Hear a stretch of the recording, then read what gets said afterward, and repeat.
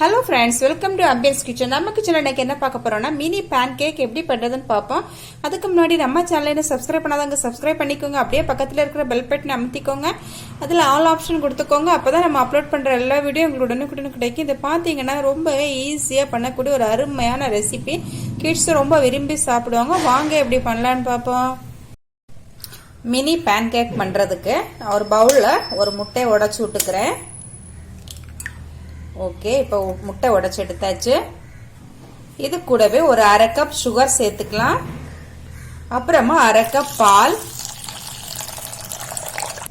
அப்புறமா pinch of salt, ஒரு நுள்ளு உப்பு, ஒரு டேபிள் ஸ்பூன் வெஜிடபிள் ஆயில், அரை டீஸ்பூன் வெனிலா எசன்ஸ் சேர்த்து இதை நல்லா கலந்துக்கலாம். சுகர் நல்லா டிசால்வ் ஆகுறது வரைக்கும் நல்லா இதை கலந்துக்கணும். இப்போ நல்லா மிக்ஸ் பண்ணியாச்சு. இப்போ இது கூட ஒரு கப் மைதா சேர்த்துக்கலாம். அப்புறமா ஒரு டீஸ்பூன் பேக்கிங் பவுடர்.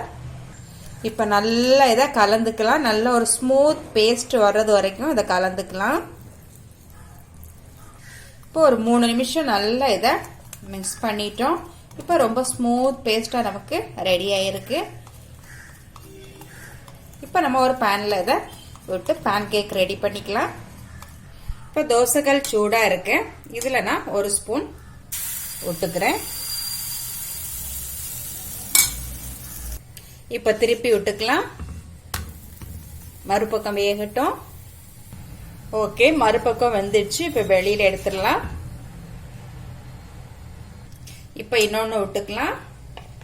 ஒவ்வொரு வாட்டியும் நம்ம விடும்போது நல்ல மாவை கலந்து விட்டுட்டு விடணும். ஓகே, அப்படியே இருக்கட்டும். ஓகே, திருப்பி விட்டாச்சு.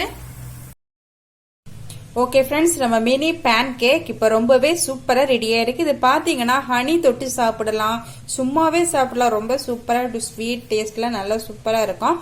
கண்டிப்பா ட்ரை பண்ணிட்டு கமெண்ட் பண்ணுங்க. மீண்டும் நல்லதொரு ரெசிபியோட சந்திக்கிறேன். பாய்.